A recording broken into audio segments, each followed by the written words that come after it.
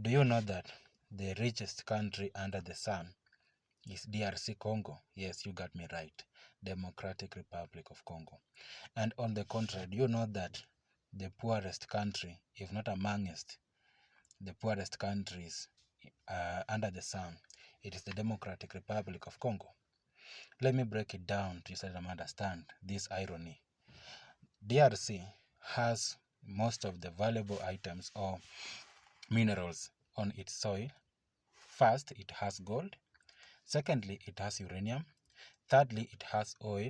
And fourth, it has what? It has copper.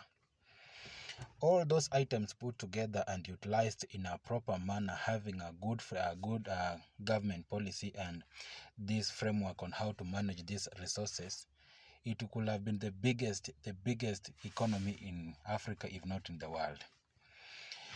For example, let's talk about the importance of uranium.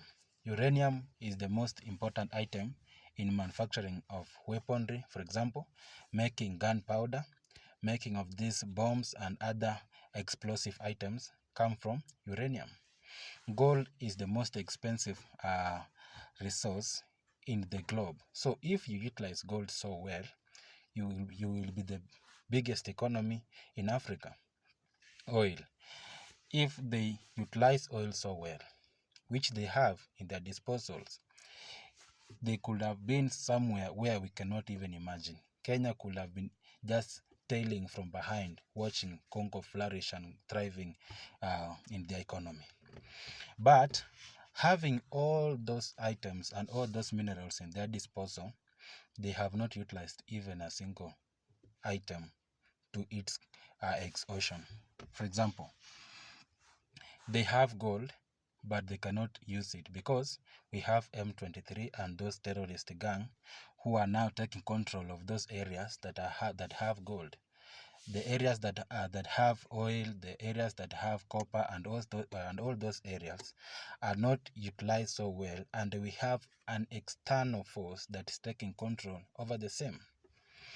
Let me show you how gold can be a very important item in an economy. If you go to the Bank of Spain, the Bank of Spain has been backed by the gold, not the dollars, not the euros, but the gold. The importance of backing the gold, the importance of backing the economy with gold is that the value of gold has never depreciated. It will forever be appreciating and going up, up, up, and up again. So if you back your economy with gold, your economy will be growing day in, day out. But if you back your economy using your currency, for example, you see people like Kenya, we are asking people to come up with their dollars, bring your dollars. Okay, our economy depends on dollars, not on shillings. If you don't know, the dollar is only brutal, if not harsh, to third world countries.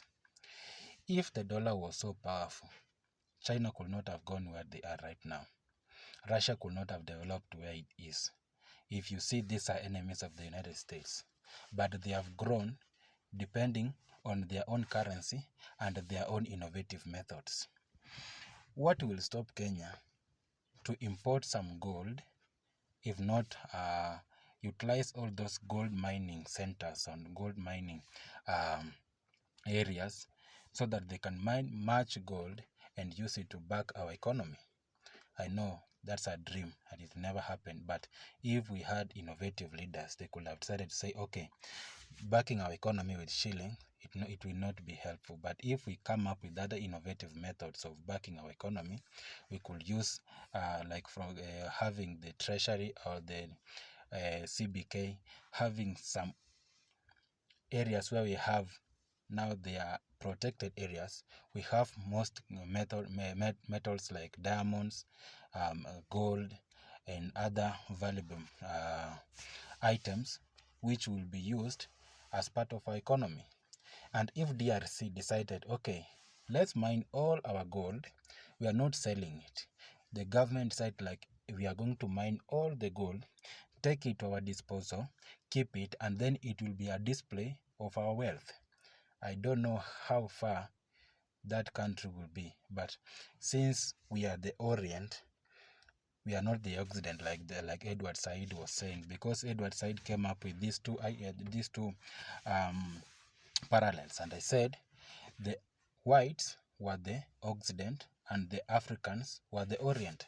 Most Africans are, oh, why are you abusing us? You are becoming racially segregatory, all this, blah. But on the other side, there's some truth in that, because if a black person comes and tells you do this, and a white man comes and tells you to the contrary, there's a high probability that this black person will follow a white person and not his own black person. Why?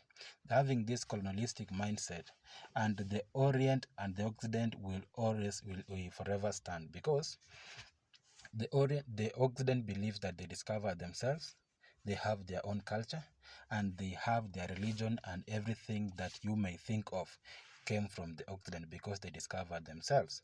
But Africans are the Orient because you were discovered, you had no language, they gave you language, you had no civilization, they civilized you, you had no education, they gave it to you, you had even no means of transport, and they made you have it. So you were discovered by them, but the Occident discovered themselves.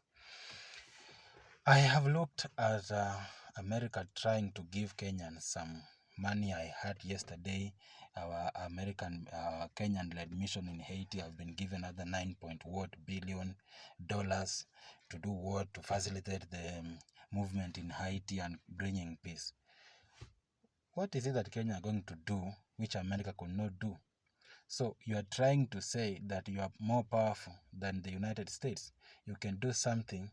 You can move miles and miles away past the sea and go there to create peace, something which their neighbors, the United States, could not do.